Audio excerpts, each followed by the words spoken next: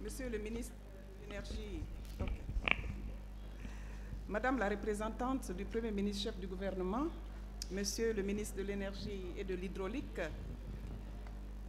Madame et Monsieur les représentants de l'UNEP, Mesdames et Messieurs les représentants de l'UNOPS et de l'UNESCO, Mesdames et Messieurs les représentants du PNUD.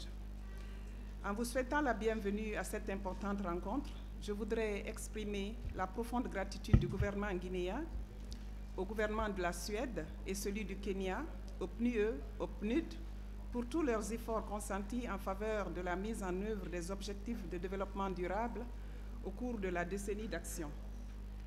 Mesdames et Messieurs, il est opportun de rappeler que l'Assemblée générale des Nations unies a convenu de convoquer une réunion internationale portant Stockholm plus 50, une planète saine pour la prospérité de tous à Stockholm, les 2 et 3 juin, pour la prospérité de tous à Stockholm.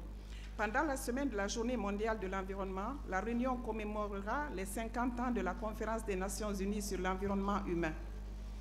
La participation étant encouragée au plus haut niveau possible, impliquant les États membres de l'Organisation des Nations unies et les institutions spécialisées des Nations unies, ainsi que les parties aux accords multilatéraux dans les préparatifs de la rencontre internationale.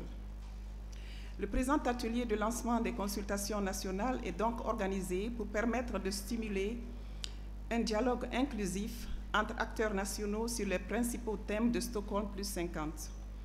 L'objectif de cet atelier est également de présenter des attentes de la conférence de Stockholm plus 50 en vue de recueillir les contributions de toutes les parties sur la méthodologie de travail ainsi que le chronogramme des consultations. Donc, cet atelier est une opportunité à saisir par la République de Guinée afin de mieux se préparer à l'atteinte des objectifs de la conférence, notamment l'accélération de la mise en œuvre du développement durable au cours de la décennie et une reprise durable après le Covid-19.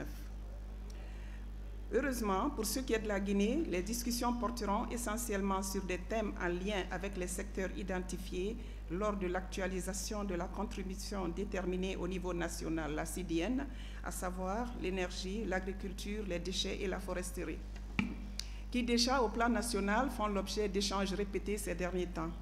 L'efficacité de cette action commune dépend largement de la qualité de la coopération entre acteurs et partenaires. Enfin, je tiens encore à remercier les partenaires financiers, techniques et toutes les parties prenantes pour leurs engagements collectifs sans lesquels la tenue de cet atelier serait compromise. Je vous remercie. Merci.